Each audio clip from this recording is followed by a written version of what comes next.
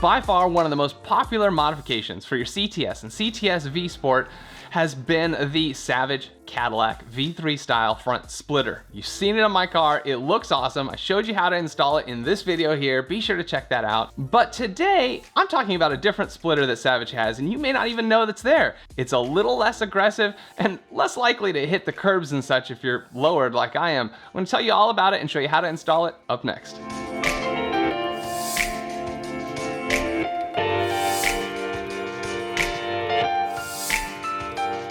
So I'm here to tell you today about the Savage Cadillac Sport V2 splitter. That's right, there's another splitter available for your CTS and CTS VSport, 3rd gen of course, and it's not quite in your face like the V3 style splitter that they sell. I mean, the V3 style splitter is popular and I love the look, but you know what? Where I live, there's a lot of steep driveways into like parking lots and parking garages, or just getting into my own driveway, it's pretty steep. And with that V3 style splitter, not only does it lower your ground clearance a little more, but it sticks out, which changes the angle of incidence that you can hit ramps and things like that. And so with a lowered car like mine, it definitely makes a difference. And I hit that splitter a lot. I think I'm on my 2nd one now because, well, I love the splitter, so I end up replacing it, but I do end up damaging it. And I've seen a lot of you guys damage them or get them ripped off by road debris. So if you're looking for something a little less aggressive and maybe a little less likely to whack those curbs and driveways, you need to check out the Savage Cadillac Sport V2 splitter. I'd like to thank Savage Cadillac for sponsoring this video with this splitter. You can check out their website, savagecadillac.com. Tons of cool stuff. I noticed they're getting new stuff for the new generations of Cadillacs now too. So a big customer base out there, lots of cool parts for lots of Cadillac owners. So in this video, I'm going to show you how to install this splitter. It's real quick and easy. It's pretty much just like the other splitters, but I really want to focus on the comparison between the two. How much ground clearance difference is there? How much angle of incidence clearance is there from driveways and things like that? And of course, just get a really good look at it on the car because not a lot of people have this, so you haven't maybe seen it as much in social media. All right, so let's get started and see how this thing looks.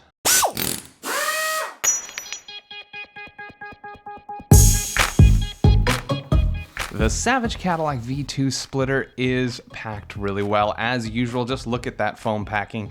The splitters from Savage seem to always arrive in perfect condition. This is the Sport V2 splitter. This one is painted. So the splitter is $299 at the time of this video, and it's an extra $100 to have it painted. The paint looks great. Like the V3 splitter, on the underside, the leading edge continues under the splitter, and this is great for structural support, and when you do scrape things, it can definitely take a beating. This thing here is a gimbal ratchet. Instead of using a standard ratchet wrench, this thing is great for getting underneath a small space like this and having the maneuverability of a gimbal to loosen up these 7mm screws holding my V3 splitter on. If you're interested in getting some of these, you can support the channel by using the Amazon links found in the description below. But you know I like my power tools, so I'm using my Ryobi power screwdriver and this cool 90-degree angle drive. You can find links to those, of course, in the description as well, and this will get the job done quick. So the V3 style splitter is held on by 3 7mm screws on each side. I'm gonna go ahead and remove those, and then we'll attach the Sport V2 splitter. It actually connects on the full underside of the front bumper, including in the center, so I actually have to remove the screws in the center so I can mount it properly. By the way, I keep referring to the other as the V3 style splitter, but Savage Cadillac calls it the Sport V splitter, and the one we're installing today is version 2, so Sport V2. In all, you're going to install it with 12 of those 7mm screws that are already on the car. And that's it. Just like that, your car can be transformed. Now let's take a closer look at this. One of the first things I noticed was this one does not cover up the stock lower air dam. And for me, that kind of sucks because Well, mine is currently wrapped in 3M wrap, so the black isn't quite as black and deep as the painted splitter. So if I wanted it to match, I might want to wrap my splitter. Also, as you may have seen from my last CTS video, I did the discussion on bumper repair and support with these turnbuckles, and the areas that I had added epoxy, which are in light gray here, they're not looking so nice because they're not being covered by a big splitter like the V3 one. So now if I run this splitter, I'll definitely have to get that touch-up paint on there to hide all that epoxy. It looks kind of bad for now. So now the big question, is there more ground clearance with the Sport V2 splitter versus the V3 style splitter? Well, it seems that from just a height perspective, they both hang to the same height. Remember, my car is lowered. I'm lowered on D3 springs, by the way, which you can't really find anymore. And my car's probably just a little lower than most other CTSV lowering springs that other people use, such as the Rennick Swift springs or the Weapon X springs. However, it's not just about how low the nose is, it's also how far out the nose is, and that can determine the angle at which you can hit some driveways without scraping. Now, I'm no engineer, but here's what I calculated. Remember, my car is lower to a certain point. Yours may be different, especially if it's stock.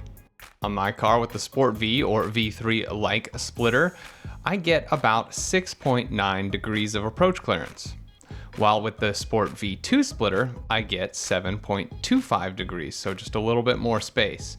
And then if I was completely stock, my car would get 9.25 degrees of approach clearance. These don't seem like a lot of difference, but every little bit helps.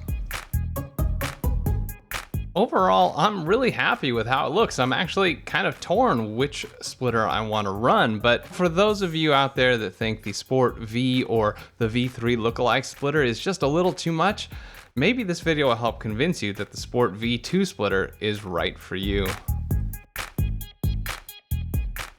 All right, that's the install and comparison of the Savage Sport V2 splitter.